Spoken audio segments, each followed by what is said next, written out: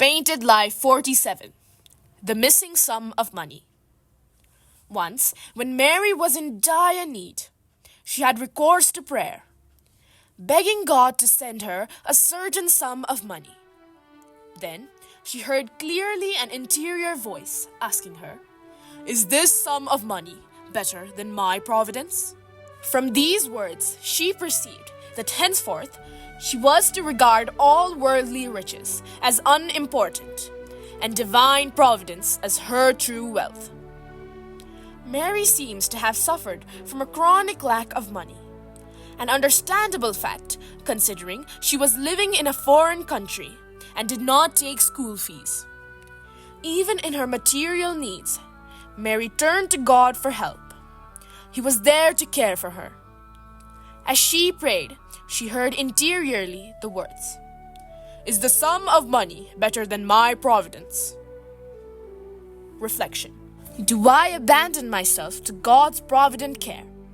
Or do I try to fend for myself, independently of Him?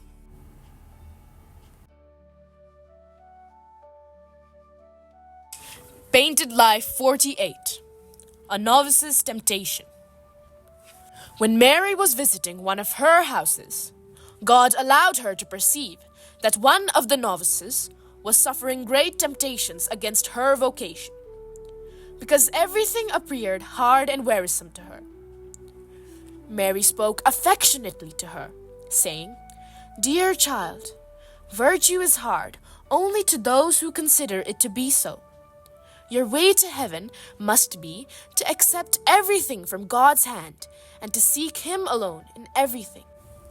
In these few words, the novice found peace and was delivered from all her temptation. A novice is tempted against her vocation. Mary's precious words bringing comfort and strength to the young sister.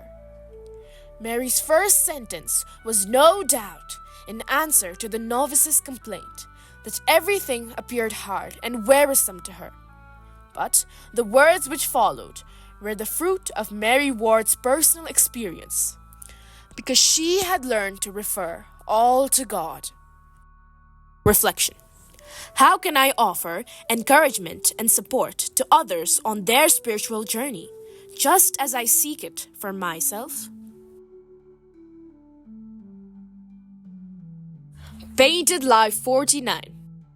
A Friend of the Institute.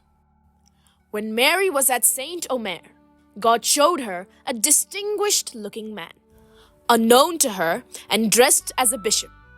God revealed to her that this person, although a stranger, was a friend of her institute. The friend referred to here was a stranger. Could it have been Bishop Freiberg of Augsburg, who in 1680 was the first bishop to take a house of the institute, namely Augsburg, under his protection? At any rate, the history of the institute's confirmation begins with Bishop Freiberg of Augsburg.